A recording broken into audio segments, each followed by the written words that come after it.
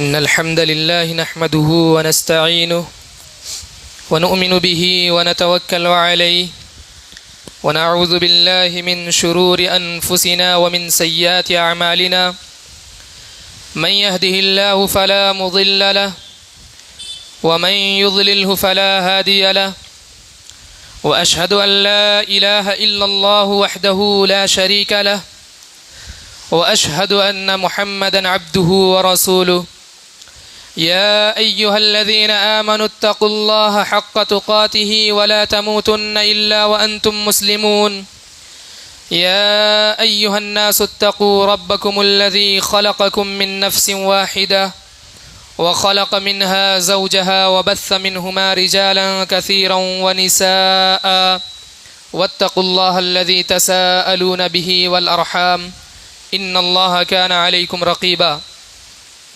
يا أيها الذين آمنوا اتقوا الله وقولوا قولا سديدا يصلح لكم أعمالكم ويغفر لكم ذنوبكم ومن يطع الله ورسوله فقد فاز فوزا عظيما أما بعد فإن خير الحديث كتاب الله وخير الهدي هدي محمد صلى الله عليه وسلم وشر الأمور محدثاتها وكل محدثة بدعة وكل بدعة ضلالة وكل ضلالة في النار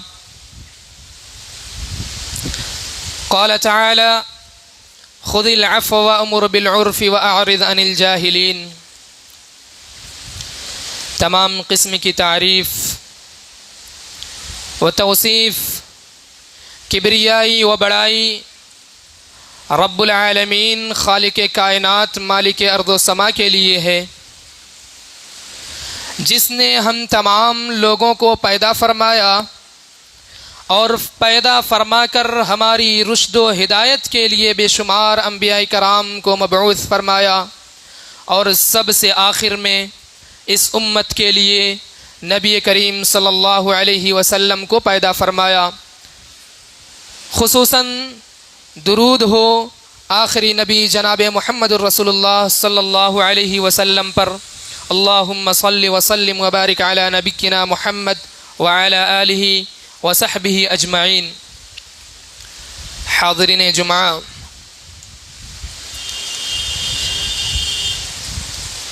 پردنشین خواتین، آج جمعہ کا دن ہے اور ہم ہندوستانیوں کے لیے ایک طرح سے جشن کا دن ہے. جیسے کہ پورا ملک ہندوستان 15 اگست کی مناسبت سے یوم آزادی کا جشن مناتا ہے، تو اسی مناسبت سے آج کا موضوع ہے آزادی ہند میں مسلمانوں اور علماء کا کردار اور قربانیاں. حاضرین جمعہ، انسان کو اللہ رب العالمین نے آزاد پیدا فرمایا ہے، اور انسان کو اللہ رب العالمین نے سب سے عظیم مخلوق بنایا ہے. تو انسان کو جب اللہ رب العالمین نے آزاد فرمایا، آزاد پیدا فرمایا، تو انسان کے لیے ظاہر سی بات ہے آزادی ایک نعمت ہے، اور انسان یہی چاہے گا کہ وہ آزادانہ زندگی اس دنیا کے اندر گزر بسر کرے. لیکن تاریخ کے صفحات کو جب ہم پلٹتے ہیں، تاریخ کے صفحات کو دیکھتے ہیں اور مطالعہ کرتے ہیں، تو ہمیں معلوم ہوتا ہے کہ ہماری تاریخ بہت سنگین اور بڑا دردناک ہے. آئیے آج اسی آزادی کے مناسبت سے آپ کے سامنے چند چیزوں کو بیان کر دینا مناسب سمجھتا ہوں. انگریز 1600 عیسوی میں اس ملک ہندوستان کے اندر قدم رکھتا ہے. تجارت کے نام سے ایسٹ انڈیا کمپنی کے حوالے سے وہ اس ہندوستان کے اندر داخل ہو کر اپنا اثر و رسوخ بڑھانا شروع کر دیتا ہے، اور ہندوستان کے چپے چپے میں ہر جگہ پر اپنا قبضہ جمانا شروع کر دیتا ہے، لیکن جو ہی 100 سال گزر جاتا ہے لوگوں کو احساس ہوتا ہے، خصوصاً اس میں مسلمانوں کو یہ احساس ہوتا ہے کہ انگریز ہماری ہر جگہوں میں قبضہ جمانا شروع کر دیا ہے۔ تو بنگال کی اس کھاڑی سے نواب سراج الدولہ کے نانا علی وردی خان 1757 عیسوی یعنی 1754 عیسوی میں انگریزوں کے خلاف جنگ آزادی کی لڑائی لڑنا شروع کر دیتے ہیں۔ چنانچہ علی وردی خان انگریزوں کے خلاف اس جنگ کو جیت جاتے ہیں اور انگریزوں پر حملہ کر کے انگریزوں کو وہاں سے بھاگنے پر مجبور کر دیا جاتا ہے۔ چنانچہ انگریز وہاں سے بھاگ کر اپنی دوسری بندرگاہ میں جا کر کے پناہ لیتے ہیں، لیکن ان کی وفات کے بعد علی وردی خان کے نواسے نواب سراج الدولہ کا دور آتا ہے، وہ حاکم بنتے ہیں 1757 عیسوی میں۔ چنانچہ انہوں نے یہ احساس کیا یا محسوس کرتے ہیں کہ انگریز دھیرے دھیرے قابض ہوتے جا رہے ہیں اور ہماری ہر زمین کو وہ ہڑپنے کی کوشش کر رہے ہیں، تو وہ انگریزوں کے خلاف اپنی جنگ کی تیاری کرنا شروع کر دیتے ہیں۔ چنانچہ 1757 یعنی 1757 میں انہوں نے انگریزوں کے خلاف جنگ لڑی اور نواب سراج الدولہ وہ جنگ جیت جاتے، لیکن ہم میں سے بہت ایسے شخص ہوتے ہیں جو ہم ہی میں سے غدار نکل جاتے ہیں اور ہم ہی کو دھوکہ دے دیتے ہیں اور ہمارے خلاف دوسرے کی مخبری کرتے ہیں۔ چنانچہ نواب سراج الدولہ کے ساتھ کچھ یوں ہی ہوا۔ میر جعفر نے نواب سراج الدولہ کے خلاف مخبری کر دی انگریزوں کے پاس کہ آپ کے خلاف نواب سراج الدولہ جنگ آرا ہونے والے ہیں، آپ سے جنگ لڑنے والے ہیں۔ چنانچہ جب میر جعفر نے نواب سراج الدولہ کے ساتھ غداری کی اور اس جنگ میں نواب سراج الدولہ شہید ہو گئے، اور یہیں پر یہ تاریخ ختم نہیں ہوتی ہے، جو ہی ہم آگے بڑھتے ہیں تو علماء کی ایک لمبی فہرست ہم کو ملتی ہے۔ اس جنگ آزادی پانے کے لیے علماء کی ایک بہت بڑی فہرست ہے۔ خصوصاً انہوں نے پہلے شروع کیا علی وردی خان نے، پھر نواب سراج الدولہ نے، پھر ٹیپو سلطان شیر میسور انگریزوں کے خلاف جنگ لڑنے کی اعلان کرتے ہیں اور تیاریاں کرنا شروع کر دیتے ہیں، اور یہ 1782 میں حاکم بنتے ہیں۔ شیر میسور ان کو کہا جاتا ہے، ٹیپو سلطان کو۔ چنانچہ علم بغاوت کو ٹیپو سلطان نے بلند کرنا شروع کیا اور انگریزوں کے خلاف جنگ لڑنا شروع کی۔ جس طرح نواب سراج الدولہ کے ساتھ غداری ہوئی، اسی طرح ٹیپو سلطان شیر میسور کے ساتھ بھی میر صادق نے غداری کر دی اور انہوں نے بھی اس جنگ کو ہار گیا اور انہیں بھی شکست کھانی پڑی، اور اس جنگ میں انگریزوں نے ٹیپو سلطان کو بھی شہید کر دیا 1799 عیسوی میں۔ چنانچہ اب ہماری تاریخ یہیں پر نہیں رکتی، خصوصاً آپ علماء اہل حدیث کی تاریخ کو دیکھیں گے تو آپ کے رونگٹے کھڑے ہو جائیں گے، آپ کی روح کانپ جائے گی۔ 1754 عیسوی میں پہلے علامہ محدث شاہ ولی اللہ دہلی رحمہ اللہ فتویٰ دیتے ہیں، عام فتویٰ دیتے ہیں کہ انگریزوں کے خلاف جنگ لڑی جائے، کیونکہ وہ دھیرے دھیرے ہمارے ملک ہندوستان پر قبضہ جما رہا تھا۔ لیکن ان کے فتوے سے مسلمانوں میں ایک چمک اور جنگ کا جذبہ پیدا ہوا اور لوگوں نے جنگ کی تیاریاں شروع کر دیں، لیکن سارے لوگوں کے ساتھ یہی مسئلہ ہوا کہ وہ جنگ ہارتے گئے اور انگریزوں کے خلاف شکست کھاتے رہے۔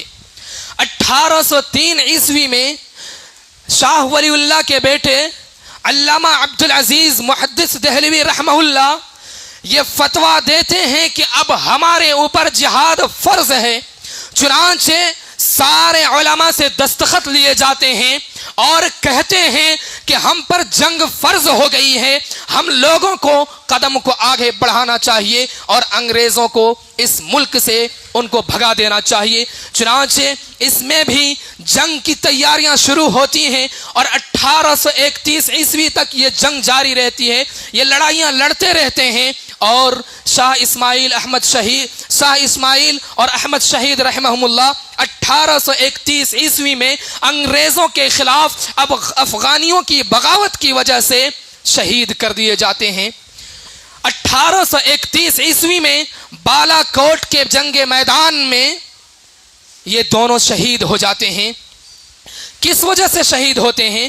وجہ یہی تھی کہ اس ہندوستان کو وہ آزادانہ زندگی دینا چاہتے تھے، اس ہندوستان کو آزاد کرنا چاہتے تھے، لیکن جب 1831 عیسوی کا دور اس کے بعد دور شروع ہوتا ہے تو کوئی انگریزوں کے خلاف بولنے والا نہیں ملتا، کوئی انگریزوں کے خلاف زبان نہیں کھولتا، لیکن اس باغ ڈور کو اپنے کاندھے پر علماء صادق پور خود اٹھاتے ہیں اور کہتے ہیں کہ ہمیں ضرورت اس بات کی ہے کہ ہم ہندو مسلم کو نہیں دیکھتے ہیں کہ کون ہندو ہے، کون مسلمان ہے، کون دوسرے فرقے والے ہیں۔ علماء صادق پور خصوصاً علماء اہل حدیث تھے، کیونکہ یہی علماء اہل حدیث نے اس ہندوستان کو آزاد کر کے آج ہمیں آزادی کا جشن منانے کا ایک خوشی کا موسم دیا تھا، لیکن آج ہماری حکومت بدلتی رہی اور ہمیں وہ خوشیاں نہیں مل پاتی ہیں۔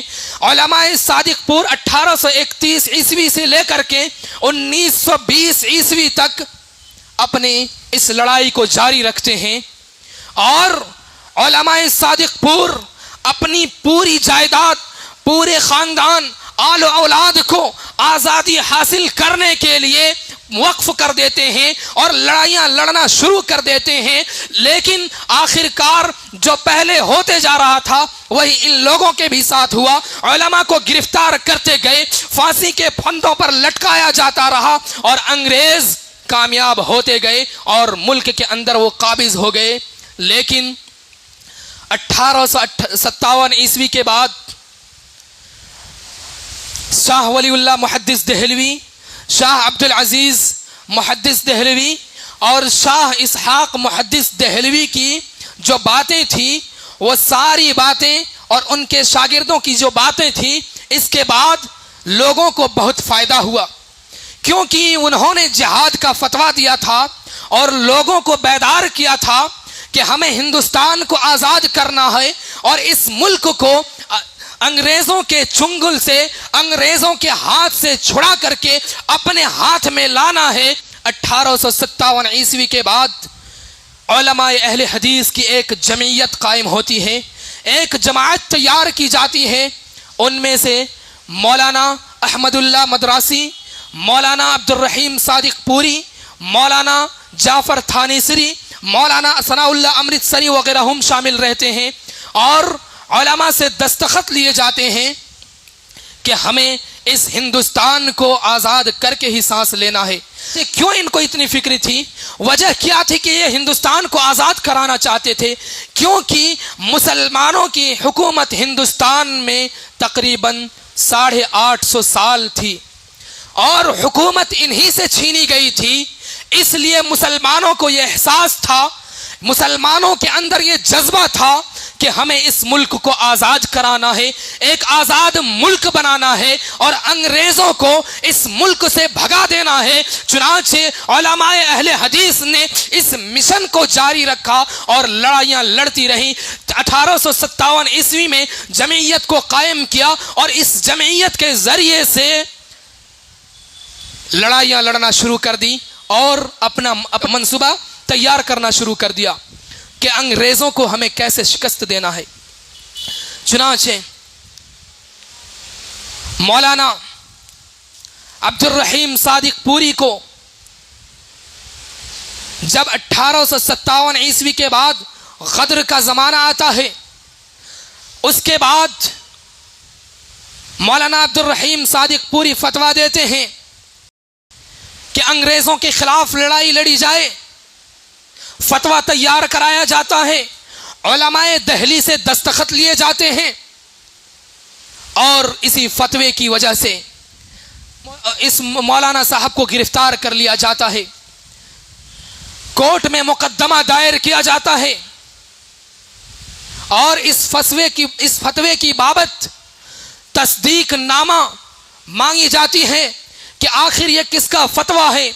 لیکن مولانا نے کھل کر کے یہ جواب دیا کہ یہ میرا تیار کیا ہوا فتویٰ ہے، اور میں ہی اس فتوے کو تیار کیا ہوں، اور تمہارے خلاف میں کبھی فتویٰ نہیں دے، تمہارے لیے میں کبھی فتویٰ نہیں دے سکتا، کیونکہ ہماری جان چلی جائے، ہماری روحیں اٹھ جائے، لیکن ہم تمہارے سپورٹ میں فتویٰ نہیں دے سکتے ہیں۔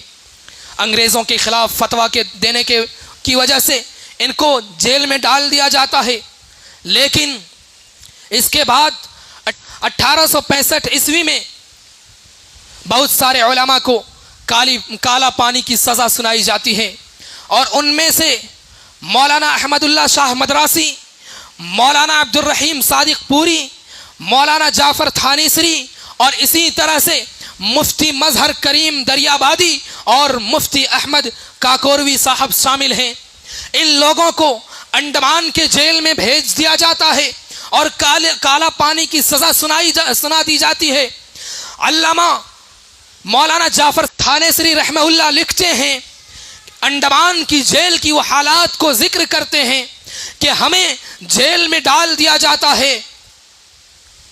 تھانیسری صاحب لکھتے ہیں کہ ہمارے پیروں میں بیڑیاں، ہاتھوں میں ہتھکڑیاں، کمر میں لوہے کی سلاخیں، اور جو ہمیں جیل دیا گیا تھا، جس پنجرے میں ہمیں بند کیا گیا تھا، اس کے اوپر نیچے لوہے کی چونچ کی سلاخیں نکال دی گئی تھیں، جس کی وجہ سے ہم اٹھتے تو ہمارے سر پہ وہ چوبھ جاتا تھا، ہماری آنکھوں سے آنسو جارے ہو جاتے تھے، ہمارے پیروں سے خون نکلتا تھا، اور ہم ان تکالیف کو برداشت کر رہے تھے۔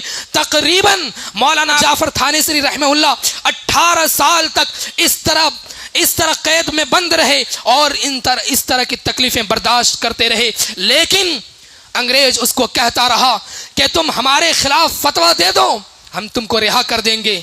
لیکن مولانا جعفر تھانیسری ان کے سپورٹ میں، ان کے خلاف ہی رہتے ہیں، ان کے سپورٹ میں فتویٰ نہیں دیتے ہیں۔ اگر وہ فتویٰ دے دیتے تو ان کو رہائی مل جاتی، لیکن ان کے دل میں یہ ایمان تھا، یہ جذبہ تھا کہ ہمیں اس دیش کو آزاد کرانا ہے، اس ملک کو آزاد کر کے دم لینا ہے۔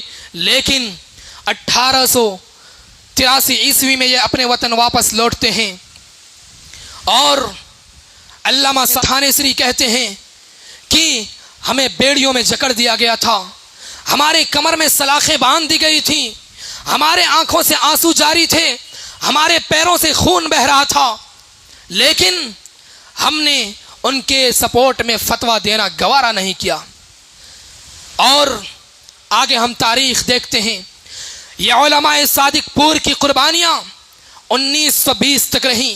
یہ علماء صادق پور کی قربانیوں کا اگر ذکر نہ کیا جائے تو آزادی کی جنگ کی جو لڑائی لڑی گئی تھی، جو جنگ لڑی گئی تھی آزادی کے لیے، وہ بالکل ادھوری رہ جائے گی۔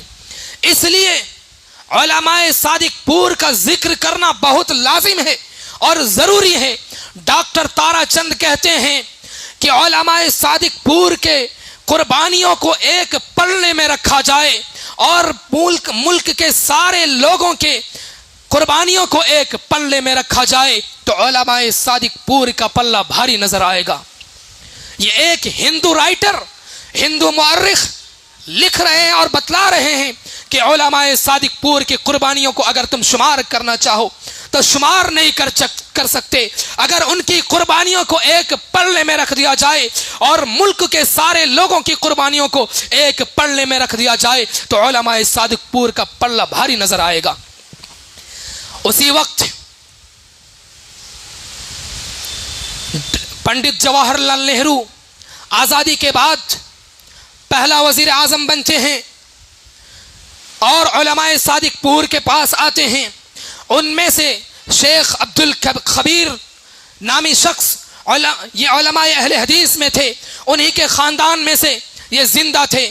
ان کے پاس ڈاکٹر پنڈت جواہر لال نہرو صاحب آتے ہیں, وزیر اعظم ہیں, اور وہ کہتے ہیں کہ تمہارے علماء نے, تمہارے خاندان نے بہت ساری قربانیاں دی ہیں, تمہیں میں انعام کے طور پر نقد کچھ پیسے دے رہا ہوں, کچھ زمینیں تمہیں وقف کر رہا ہوں, تمہیں انعام کے طور پر کچھ چیزیں دے رہا ہوں. شیخ عبد الکبیر رحمہ اللہ کہتے ہیں کہ ہم نے آزادی کی جنگ اس لیے نہیں لڑی کہ ہمیں انعام حاصل ہو, ہم نے آزادی کی جنگ اس لیے لڑی کہ ہمیں انصاف مل سکے, ہمیں اپنا حق مل سکے. لیکن آج ہندوستان کی حالات دوسری طرف جا رہا ہے, ہمیں اپنا حق مانگنے پر ہمیں گرفتار کیا جاتا ہے, ہم انصاف مانگتے ہیں تو ہم ہی کو غدار کہہ دیا جاتا ہے. ضرورت اس بات کی ہے کہ ہم تاریخ کو دہرائیں. اگر ہم تاریخ کو بھلا دیں گے تو ہمیں بھی تاریخ بھلا دے گی. شاعر کہتا ہے جب گلستاں کو خون کی ضرورت پڑی سب سے پہلے سر ہم ہی نے اپنا کٹائے. اسی طرح کا کچھ شعر ہے, یہ شاعر کہتا ہے. لیکن آج یہ اہل چمن کہہ رہے ہیں کہ یہ پورا چمن ہمارا ہے, تمہارا کوئی حق نہیں ہے اس چمن کے اندر. آپ علماء کی تاریخ کو دہرائیے, مسلمانوں کی تاریخ کو پڑھیے. جب انگریز 1600 عیسوی میں داخل ہوتے ہیں تو ان کو بھگانے کے لیے سب سے پہلے متحرک جو ہوتا ہے وہ مسلمان ہوتے ہیں, اور مسلمانوں میں خصوصاً علماء اہل حدیث ہوتے ہیں. ان کی قربانیوں کو ہم اتنی آسانی سے فراموش نہیں کر سکتے ہیں. مولانا جعفر تھانیسری کالا پانی کو وہاں جو سزائیں دی جاتی تھیں, کالا پانی کے نام سے ایک کتاب تحریر فرمائے ہیں. اس کتاب کو پڑھیں گے تو آپ کے رونگٹے کھڑے ہو جائیں گے اور دیکھیں گے کہ کیسے کیسے ان لوگوں کو سزائیں ملی تھی, کیسے کیسے سزائیں وہ برداشت کیے تھے. آج اگر ہم وہ سزائیں دیکھیں گے تو ہم برداشت نہیں کر سکتے. لیکن انہوں نے 18 سال جیل میں بند رہ کر کے وہ سزائیں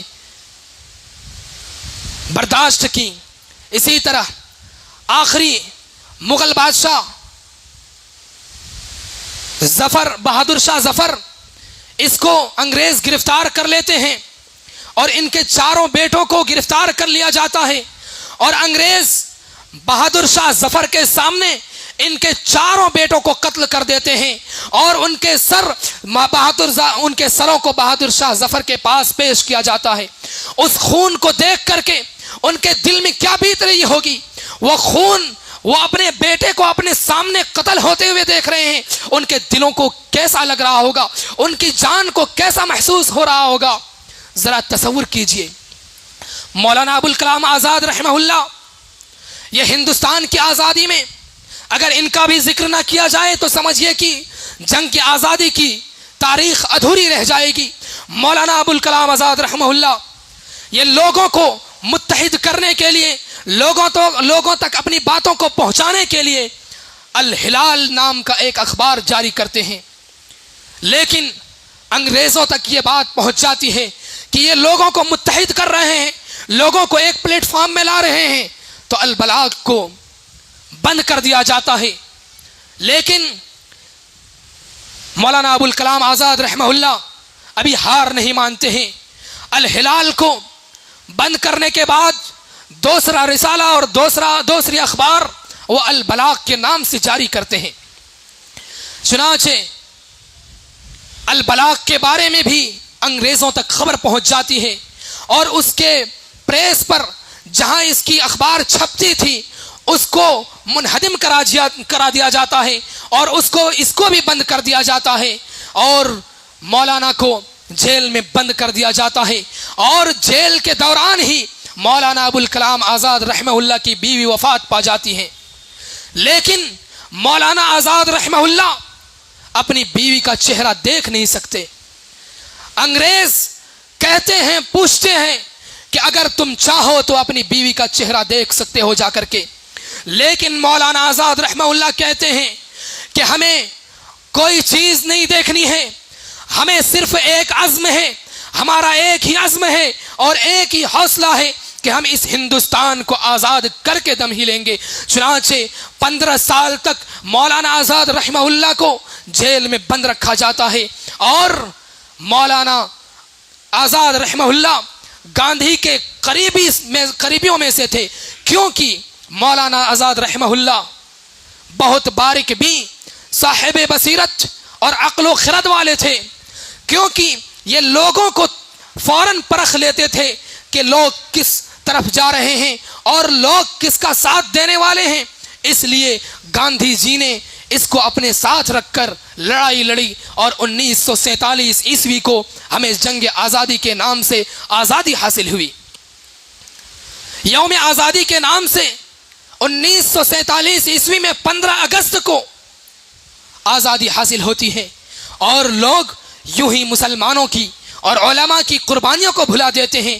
آج اس ہندوستان کے آزاد کرنے میں ہمارا بہت بڑا کردار ہے، بہت بڑا رول ہے۔ مسلمانوں نے اس کی آزادی کے لیے اپنا تن من دھن ساری چیزوں کو لٹا دیا، لیکن ہار نہیں مانے۔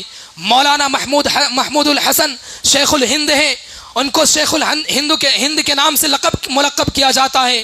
یہ کہتے ہیں جب ان کو انگریز گرفتار کرتے ہیں تو کہتے ہیں کہ ان کو سزا دی جاتی تھی اور لوہے کی سلاخیں ان کے اوپر پگھلا کر کے ڈالا جاتا تھا، تو محمود الحسن دیوبندی رحمہ اللہ کہتے تھے کہ میں بلال کا وارث ہوں، میں ہار ماننے والا نہیں ہوں، میں تمہارے سپورٹ میں فتویٰ نہیں دے سکتا ہوں، مجھے رہائی نہیں چاہیے، میں مر جانا گوارا پسند کر لوں گا، لیکن تمہارے لیے فتویٰ دینا گوارا نہیں کروں گا۔ چنانچہ ایسے ہی علماء نے قربانیاں اپنی قربانیاں پیش کی ہیں۔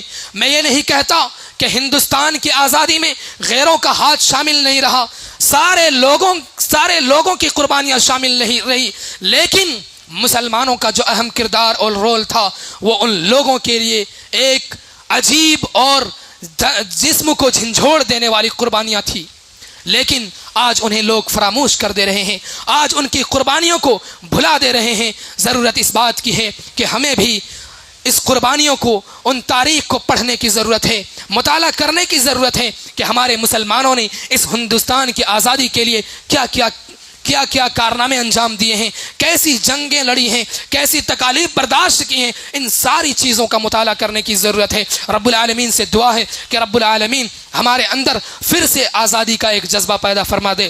مولا کریم ہم تمام لوگوں کو آزادانہ زندگی نصیب فرما۔ رب العالمین ہم تمام لوگوں کو اس ہندوستان کے اندر امن و سکون والی زندگی نصیب فرما۔ رب العالمین اس ہندوستان کے اندر ہمیں اپنا انصاف دلا دے۔ مولا کریم جو بیمار ہیں، پریشان حال ہیں، ان کی بیماریوں کو تو دور کر دے۔ جو کینسر کے مریض ہیں ان کی بیماریوں کو، ان کی کینسر کو تو شفا دے دے۔ مولا کریم آج بہت سارے ایسے لوگ ہیں جو کینسر کے مریض میں مبتلا ہیں، جو اور دیگر مہلک بیماریوں میں مبتلا ہیں، ان سارے لوگوں کو بیماریوں سے شفا دے دے، اور امت مسلمہ کو ایک دین اسلام پر ثابت قدم رہنے کی توفیق عطا فرما۔ رب العالمین تمام لوگوں کو دین پر ثابت قدم رہنے کی توفیق عطا فرما۔ آمین۔ وآخر دعوانا ان الحمد للہ رب العالمین۔